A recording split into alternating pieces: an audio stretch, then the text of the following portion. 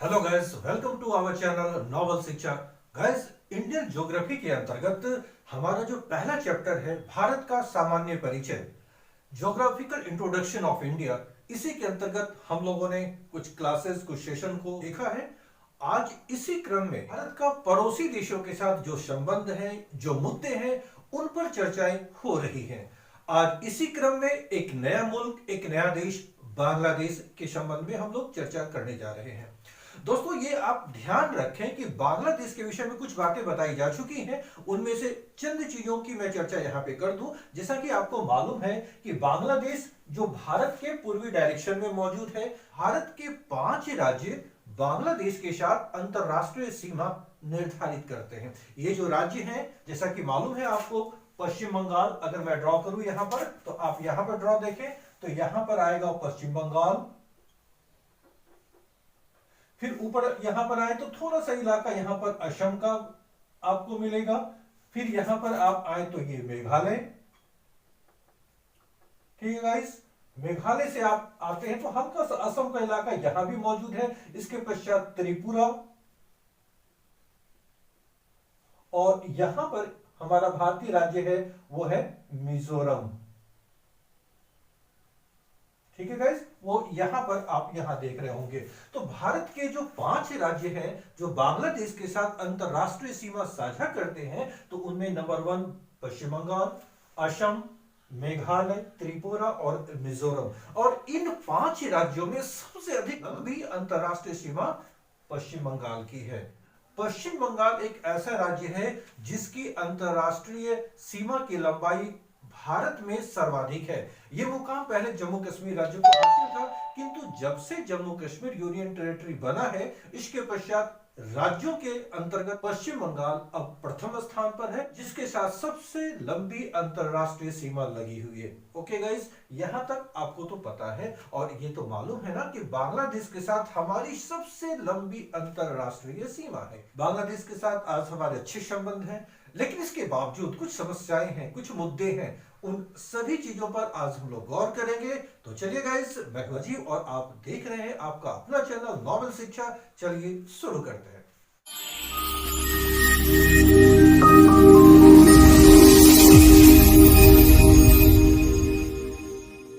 Guys, जैसा कि मालूम है कि भारत के 7 ऐसे पड़ोसी देश हैं जिसके साथ हमारी स्थलीय सीमा लगती है। वो जो देश हैं, वंस अगेन हम लोग आज देख लें, वो है पाकिस्तान, अफगानिस्तान, चीन, नेपाल, भूटान, म्यांमार और बांग्लादेश। ये 7 देश हैं जिनकी सीमा हमारे देश से लगती है। तो इन देशों में हम लोगों ने पाकिस्तान के साथ, चीन के साथ, नेपाल के साथ और भूटान के साथ भारत के जो संबंध हैं या जो समस्याएं हैं, जो मुद्दे हैं, उन पर हम लोगों ने विचार किया, उसका अवलोकन किया। और आज का जो सेशन है वो पूरी तरह भारत के पूर्व में अवस्थित देश बांग्लादेश पर केंद्रित है। दोस्तों, जैसा कि मालूम है, बांग्लादेश नदियों का देश भी कहलाती है। आज हम लोग देखेंगे कि बांग्लादेश के साथ भारत के संबंध कितने सुदृढ़ हैं, या कौन कौन सी समस्याएं हैं, या अतीत में क्या विवाद थे, उन पर भी चर्चा होगी। जैसा कि मालूम है कि बांग्लादेश एक बिल्कुल नया मुल्क है और इसका जन्म 1971 में हुआ है, और भारत ही इसका जन्मदाता है, नो डाउट इसमें। और 71 से पहले यानी 1971 से पहले ये पूर्वी पाकिस्तान हुआ करता था। और उससे भी मैं पहले जाऊं, जब इतिहास की बात है, तो 13 अगस्त 1947 तक ये भारत का ही भूभाग था। चूंकि 14 अगस्त 1947 को एक नया मुल्क पाकिस्तान बना, तो पाकिस्तान का ही ये क्षेत्र था और ये कहलाता था पूर्वी पाकिस्तान, और ये था पश्चिमी पाकिस्तान। किंतु 71 में अब एक नए मुल्क बांग्लादेश के रूप में इसका अभ्युदय हुआ है। और जैसा कि मालूम है कि अमर सोनार बांग्ला कविवर रविन्द्रनाथ टैगोर के द्वारा लिखी गई गीत थी, जो आज बांग्लादेश का राष्ट्रगान भी है। ये गौरव की बात है ना दोस्त।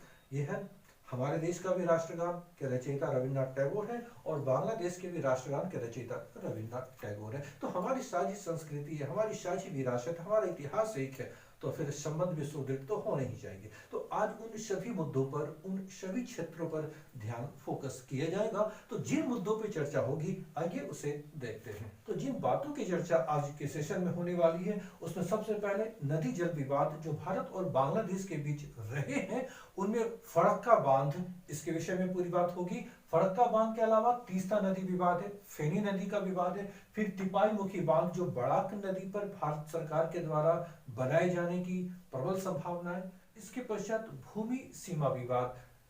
हर्ष का विषय यह है कि यह विवाद आज सुलझा लिया गया है। जो भी हमारे बीच समस्याएं थी भूमि से रिलेटेड, उसका हल निकाला जा चुका है, लेकिन फिर भी चर्चा करना जरूरी है कि वो क्या चीज है जो इनक्लेव है। फिर 3 बीघा कॉरिडोर जो उसी से रिलेटेड है, सुंदरवन, न्यूमूर आइलैंड, न्यूमूर द्वीप, अवैध आव्रजन इलीगल जो इमिग्रेंट है उनके बारे में, और फिर परिवहन, रेल और सड़क के विषय में चर्चा होगी। तो ये ऐसे मुद्दे हैं, ऐसे इंपॉर्टेंट टॉपिक हैं जिसके बारे में आपको जानना बेहद आवश्यक है। और खासकर सुंदरवन की जब चर्चा होगी तो इकोलॉजी, पारिस्थितिकी को लेकर भी इसमें चर्चा होगी। तो ध्यान रहे कि आज का जो टॉपिक है इसमें राजनीति के साथ साथ इतिहास, भूगोल और पर्यावरण सभी विषय शामिल हो जाते हैं। ठीक है गाइस, इसलिए जीएस के पॉइंट ऑफ व्यू से ये जो बांग्लादेश के साथ हमारा जो संबंध है वो काफी महत्वपूर्ण होता है एग्जामिनेशन के पॉइंट ऑफ व्यू से। ठीक है, तो सबसे पहले इसके इतिहास की ओर चलते हैं।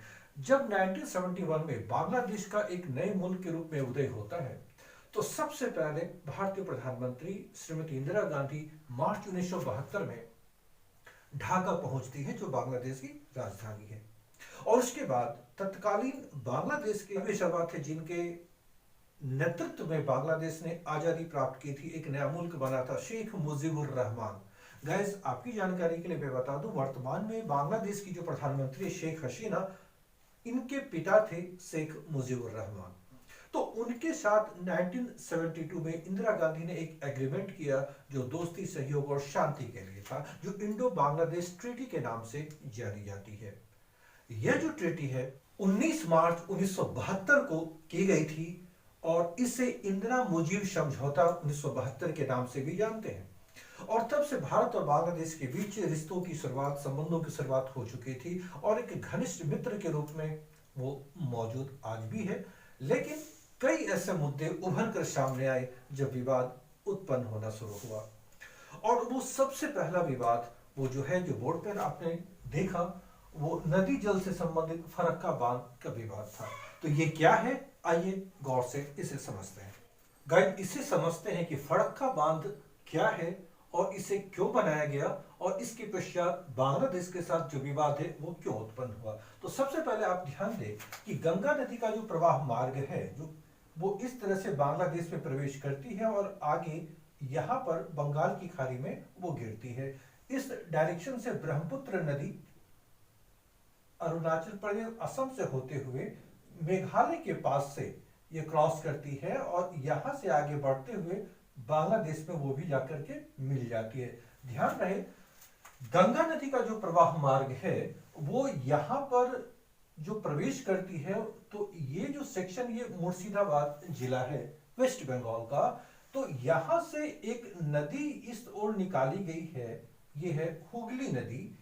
तो हुगली नदी एक्चुअली क्या है, गंगा नदी की एक वितरिका है, डिस्ट्रीब्यूटरी है। ध्यान रखेंगे कि एक मुख्य नदी में जब अन्य नदियां आकर के मिलती हैं तो वो उसकी सहायक नदी कहलाती है। जैसे ट्रिब्यूटरी हुआ, जैसे कि मालूम है कि गंगा नदी की सहायक नदी यमुना, अगर ड्रॉ करूं तो यहाँ पे यमुना नदी, जैसे जैसे हम लोग आगे बढ़े तो सरयू यानी कि घाघरा नदी, गंडक नदी, कोशी नदी, ये सारी नदियां क्या है, तो गंगा नदी की ट्रिब्यूटरी है यानी उसकी सहायक नदी है। लेकिन यहाँ पर हुगली इसके डिस्ट्रीब्यूटरी है यानी वितरिका है, गंगा नदी से इस नदी को निकाला गया है। तो चूंकि मालूम है कि कोलकाता यहाँ पर अवस्थित है और कोलकाता एक ज्वारीय बंदरगाह है, तो कोलकाता बंदरगाह में कार्य को सुचारू रूप से चलाने के लिए जब नदी में पानी का अपवाह कम हो जाती थी तो उसकी पूर्ति बड़ा मुश्किल से हो पाता था।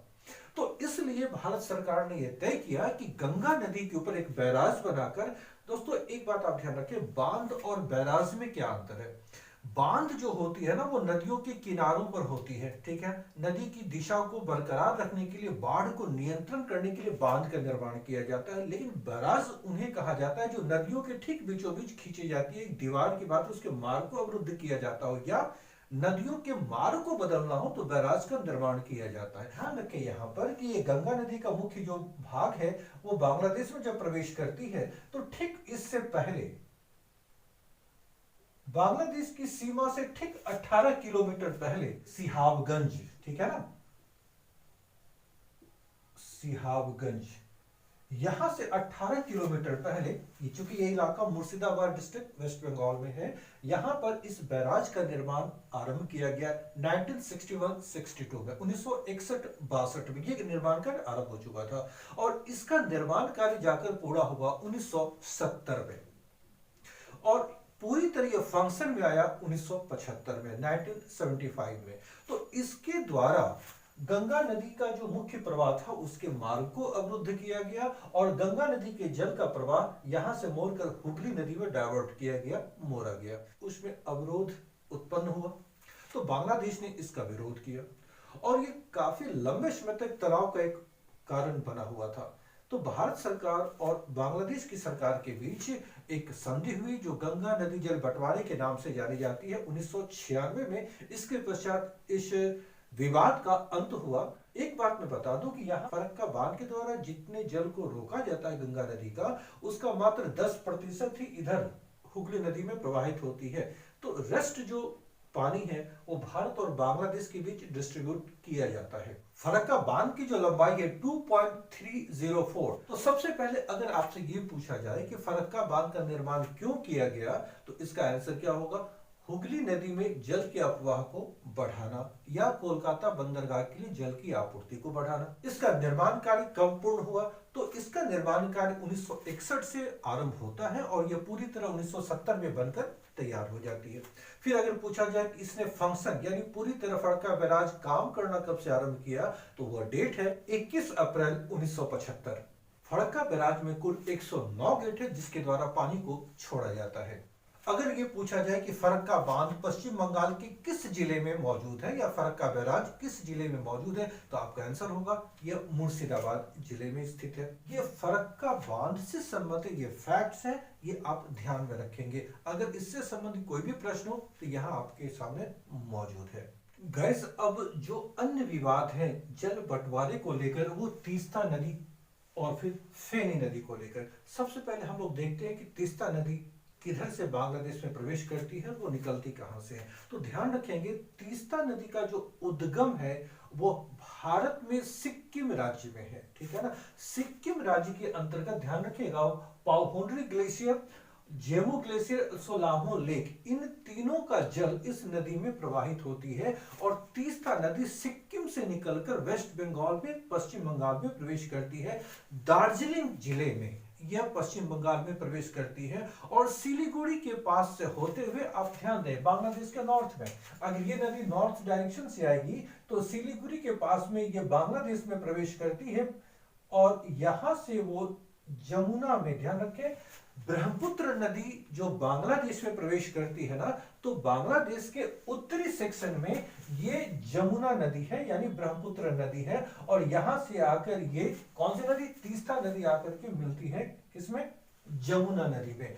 तो तीस्ता नदी के जल के बंटवारे को लेकर भी दोनों देशों के बीच विवाद है, अभी इसका निपटारा नहीं हो पाया है पूरी तरह। हालांकि इस नदी के जल को लेकर भी विवाद सुलझाने के प्रयास हुए हैं और 1983 में 1983 में एक एग्रीमेंट हुआ था भारत और बांग्लादेश के बीच कि इस नदी यानी तीस्ता नदी के कुल जल का, ध्यान रखेंगे यहाँ पे मैंने रेशियो लिखा हुआ है, 39% इस्तेमाल भारत करेगा, 36% जल का इस्तेमाल बांग्लादेश करेगा और रेस्ट जो 25 यानी 25% जल होगी वो नदी को जीवित रखने के लिए आवश्यक है, तो उस नदी में वो प्रवाहित होती रहेगी। किंतु बांग्लादेश का डिमांड है कि इतने कम आवंटन से उसकी जरूरतें पूरी नहीं हो पा रही हैं। बांग्लादेश के उत्तरी सेक्शन में इस नदी के जल की आवश्यकता अधिक है और यह भी ध्यान रखना है कि हमारे देश में भी सिक्किम के मार्ग से जब ये नदी वेस्ट बंगाल में प्रवेश करती है तो यह वहां की जीवन रेखा कहलाती है। तीस्ता नदी पश्चिम बंगाल के 6 जिलों के लिए वहां की जीवन रेखा है, बहुत ही महत्वपूर्ण नदी है। इसलिए इस नदी के जल के बंटवारे को लेकर जो सहमति नहीं बन पा रही है, इसका मेन रीजन यहाँ पर पॉलिटिकल भी है, क्योंकि वेस्ट बंगाल यानी पश्चिम बंगाल की मुख्यमंत्री ममता बनर्जी पश्चिम बंगाल के हित को ध्यान में रखकर बांग्लादेश के डिमांड को मानने को तैयार नहीं है। इसलिए आज इस नदी के जल के बंटवारे को लेकर भारत और बांग्लादेश के बीच मुद्दे हैं यानी तनाव बना हुआ है। ठीक है, तो जो फैक्ट्स है उस पर आप ध्यान दे लें कि इसकी लंबाई कितनी है, तो 315 किलोमीटर। किसकी? तीस्ता नदी की। तीस्ता नदी का उद्गम कहां पे है, तो ध्यान रहे भारत के सिक्किम राज्य में। कहां से होती है, तो पाउनरी ग्लेशियर, जेमू ग्लेशियर, ये याद रखेंगे। इसके अलावा त्सोलामो लेक है। इन तीनों का जल इस नदी में प्रवाहित होती है यानी आती है। ठीक है, भारत में सिक्किम के बाद यह नदी पश्चिम बंगाल में और पश्चिम बंगाल से बांग्लादेश में प्रवेश करती है। बांग्लादेश में यह नदी जाकर जमुना नदी से मिलती है, जो ब्रह्मपुत्र नदी ही है, और बांग्लादेश में उसका नाम जमुना है। ठीक है ना। अब हमें ध्यान देना है एक अन्य नदी, फेनी नदी पे।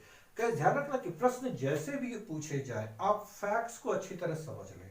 ठीक है, तो अब फेनी नदी, ये एक ऐसी नदी है जो दक्षिणी त्रिपुरा से निकलती है। यहां से यह नदी निकलती है, ध्यान रखिएगा, दक्षिणी त्रिपुरा से निकलती है। और ये दक्षिणी त्रिपुरा का ही एक शहर है जिसका नाम है सबरूम। तो सबरूम नगर के लिए जल की आपूर्ति पेयजल के लिए और अन्य कार्यों के लिए इसी नदी से की जाती है। और वो जो क्षेत्र है वहां पर जल की कमी रहती है। अब बांग्लादेश का कहना है कि इस नदी के जल का उपयोग सारा का सारा भारत कर लेता है, जिससे उसके इलाके में जल काफी कम मात्रा में पहुंचती है। क्योंकि ये जो नदी है ना, फेनी नदी, दक्षिणी त्रिपुरा से निकलती है और यहां पर आकर ये बे ऑफ बंगाल यानी बंगाल की खाड़ी में मिल जाती है। ठीक है ना, उसी क्षेत्र में जो सुंदरबन के डेल्टा के पास में ही ये आकर बंगाल की खाड़ी में मिल जाती है। तो एक विवाद यहां भी है कि बांग्लादेश इस नदी के जल को भी अधिक मात्रा में चाह रहा है।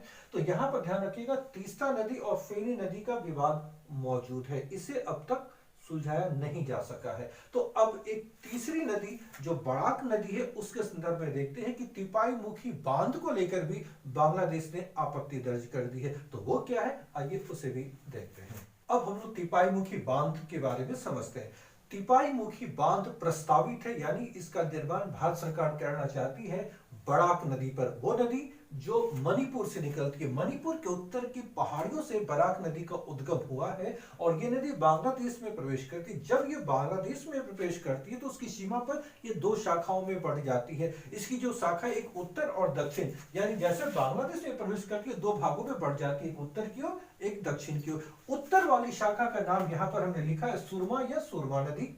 जो उत्तरी शाखा है ये बांग्लादेश का जो सिलहट का इलाका, ध्यान से देखिएगा, ये सिलहट का इलाका है, इस ओर से प्रवाहित होती हुई आती है। ठीक है, और उसके पश्चात जो दक्षिणी भाग है वो कुसियारा नदी के नाम से जानी जाती है, जो बांग्लादेश की इस ओर है। दो भागों में बढ़ती है, सुरमा और कुसियारा। फिर ये दोनों नदी आपस में मिल जाती है और संयुक्त होकर आके मेघना से मिल जाती है। बस पहले आप ये ध्यान रखिए, यहाँ पर जो नाम देख रहे हैं उन नामों के विषय में थोड़ी चर्चा मैं कर दूं। यहां पर पद्मा, गंगा की वो शाखा या गंगा का मुख्य प्रवाह जो बांग्लादेश में प्रवेश करती है, तो बांग्लादेश में गंगा का ही नाम हो जाता है पद्मा। भारतीय भूक्षेत्र से जब ब्रह्मपुत्र नदी बांग्लादेश में प्रवेश करती है तो उसका वहां पर नाम हो जाता है जमुना। ठीक है, और फिर जमुना और पद्मा की जब धाराएं संयुक्त हो जाती है, मिल जाती है, तो इनकी संयुक्त धारा कहलाती है मेघना। और इसी नाम से ये बंगाल की खाड़ी में गिरती है, जो सुंदरबन का डेल्टा जहां पर मौजूद है। हम लोग सुंदरबन के विषय में जब पढ़ेंगे तो इस पर और भी चर्चा होगी। तो यहां पर ध्यान रखिए, जिसे हम लोग कहते हैं कि दुनिया का सबसे बड़ा डेल्टा गंगा ब्रह्मपुत्र का डेल्टा, उसे हम कह सकते हैं पद्मा जमुना का भी डेल्टा या मेघना का डेल्टा भी कह सकते हैं। लेकिन हमें यहां भी ध्यान रखना है कि बराक नदी पर जो ये बांध प्रस्तावित है, एक्चुअली ये पन बिजली परियोजनाओं को क्रियान्वित करने के लिए भारत सरकार इस बांध का निर्माण करना चाह रही है, लेकिन बांग्लादेश ने इसका प्रबल विरोध किया है। उससे ये डर है कि इस बांध परियोजना से बांग्लादेश के हितों को नुकसान पहुंचेगा, इसलिए वहां पर विरोध के स्वर उठ खड़े हुए हैं। अब ये अलग मुद्दा है कि भारत में भी कई पर्यावरणविद इस बांध परियोजना का विरोध कर रहे हैं, इसलिए यह बांध अब तक धरातल पर उतर नहीं सकी है, ये अभी भी प्रस्तावित है। तो ये ध्यान रखें, ये भी एक विवाद है। यह सीमा से करीब 200 किलोमीटर दूर मणिपुर में बनाई जाने वाली है, लेकिन बांग्लादेश ये विरोध कर रहा है क्योंकि इससे उसके हित प्रभावित होंगे, ये उसके लिए नुकसानदायक होगा। तो ये विवाद बनी हुई है जो तिपाई मुखी बांध है। तो दोस्तों ये याद रखना कि जो प्रश्न आ सकते हैं तो वो प्रश्न क्या हो सकते हैं कि तिपाई मुखी बांध किस नदी पर बनाई जा रही है, या तिपाई मुखी जल विद्युत परियोजना किस नदी पर कार्यान्वित की जाएगी या क्रियान्वित की जाएगी। तो वो नदी होगी बराक नदी। कहां पर? मणिपुर में, ये ध्यान रखेंगे। ठीक है ना। तो यहां पर ध्यान रखना कि भारत और बांग्लादेश के बीच जल संबंधी, नदी संबंधी जो भी विवाद है उसे सुलझाने के लिए 1972 में संयुक्त नदी आयोग, ज्वाइंट रिवर कमीशन की स्थापना की गई थी।